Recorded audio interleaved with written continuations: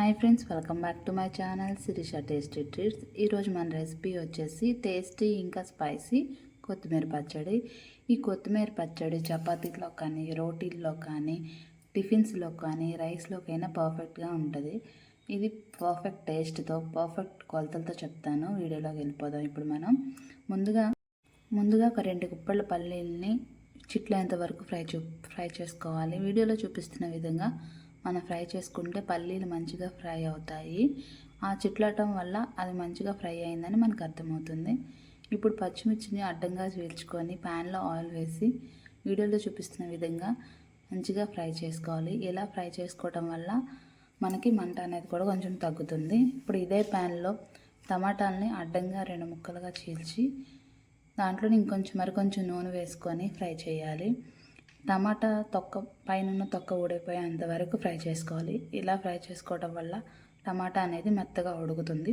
మనం మూత వేసుకొని ఫ్రై చేసుకుంటే ఇంకా తొందరగా ఉడుకుతుంది.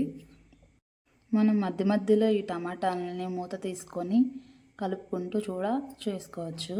ఇలా మెత్తగా పైన తోలు ఊడిపోయేంత వరకు ఈ టమాటాలు వేయించుకోవాలి. ఇందులోనే మంచిగా కడిగిన ఒక కొత్తిమీర కట్టను కూడా తీసుకొని మంచిగా తురుముకొని అది కూడా 1 కప్ యాడ్ చేయాలి. ఇందులోనే జీలకర్ర, ధనియాలు నేను వేసేటప్పుడు రికార్డ్ చేయడం మర్చిపోయాను. మీరు అవి కూడా వేసుకొని ఫ్రై చేయాలి. ఇలా మంచిగా ఫ్రై చేయడం వల్ల ఈ కొత్తిమీరలో ఉన్న పచ్చివాసన అనేది పోతుంది. ఆ పచ్చివాసన పోయేంత వరకు మనం కలుపుకుంటూ ఫ్రై చేసుకోవాలి. ఇలా పచ్చివాసన పోయిన తర్వాత ఈ కొత్తిమీర ఇంకా టమాటాలను కూడా మనం చల్లారేంత వరకు ఉంచుకోవాలి. తర్వాత ముందుగా మనం ఫ్రై చేసి పెట్టుకున్న పచ్చిమిరపకాయలని మిక్సీ జార్లో తీసుకోవాలి. అలాగే చల్లార్చిన పల్లీలను కూడా మిక్సీ జార్లో తీసుకోవాలి. ఇంకా మనం టమాటా, కొత్తిమీర వేసి మంచిగా టేస్ట్కి సరిపడా సాల్ట్ కూడా వేసి మరీ మెత్తగా కాకుండా కొంచెం బరకగా ఈ పచ్చడిని పట్టుకోవాలి.